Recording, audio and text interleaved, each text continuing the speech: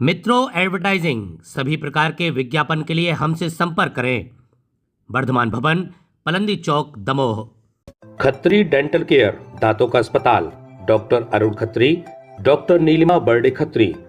स्थान परिवर्तन, क्लिनिक अब नए पते पर पहुंच गया है। समय सुबह 9 बजे से रात्रि 8 बजे तक। हमारा नया पता, Khatri dental care, union bank of India के बाजू से, राय चौराहा, दमोह। जिले में प्रधानमंत्री और मुख्यमंत्री किसान निधि जहां पटवारियों के लिए मुसीबत बनकर आ रही है, वहीं अब जिले भर के पटवारी काम बंद हड़ताल पर जाने की तैयारी कर रहे हैं और उन्होंने कलेक्टर से मिलकर इस बात की चेतावनी दी है। दरअसल जिले में सरकार की पीएम और सीएम किसान निधि योजना को लेकर सख्त प्रशासन ने काम में गड़बड़ी को लेकर पटवारियों पर कार्रवाई की है, जिसके तहत अब तक पटवारियों को नोटिस देने के साथ जिले में 5 पटवारियों को सस्पेंड कर दिया गया है, जिसे लेकर पटवारियों में रोष व्याप्त है। आज जिले भर के पटवारियों ने सड़कों पर आकर जिला प्रशासन के खिलाफ प्रदर्शन किया। पटवारी कह रहे हैं कि सरकार की योजना का लाभ किसानों तक पहुंचाने के लिए वो लगातार मेहनत कर रहे हैं। कुछ ज़मीनी दिक्कतों की वजह से परेशानियां आ रही हैं, लेकिन अधिकारी ये समझने को तैयार नहीं और पटवारियों पर गलत कार्रवाई की जा रही है। कलेक्टर से मुलाकात के बाद पटवारियों ने चेतावनी दी कि यदि कार्रवाइयां बंद नहीं हुई तो अनिश्चितकालीन हड़ताल पर वे जाने को मजबूर हो जाएंगे।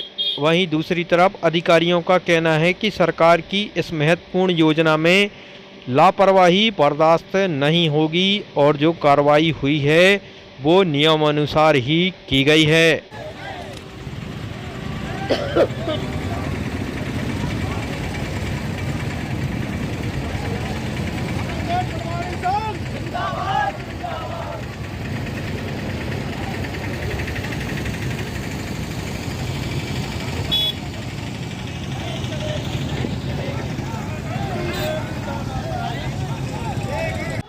हमारी मूल रूप से ये मांग है, हमारे पटवारी साथियों को 5 पटवारी साथियों को निलंबित किया गया है अकारण रूप से, जबकि पटवारी अपना विधिवत कार्य कर रहे हैं। उसके बाद भी 2 पटवारी साथियों को परेरा में निलंबित किया गया है और 3 पटवारियों को दमोह में निलंबित किया गया है, जो कि गलत रूप से किया गया है। ना नोटिस दिया गया है उनको, अकारण ही उनको निलंबित किया गया है।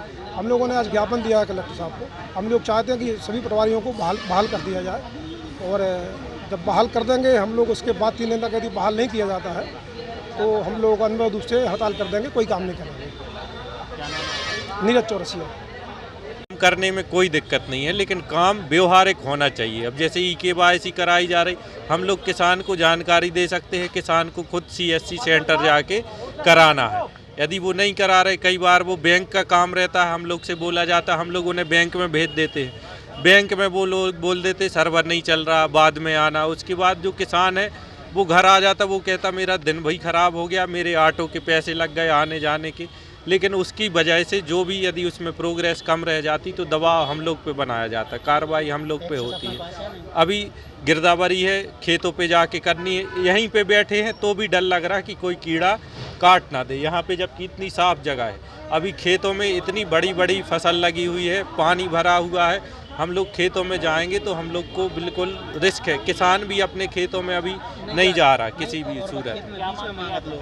हम लोग की ये मांग है कि हम लोग को हमारे ही विभाग के जो मेन काम है और जो व्यवहारिक काम है, जैसे जियो टैग गिरदावरी है तो उसको हटाया जाए।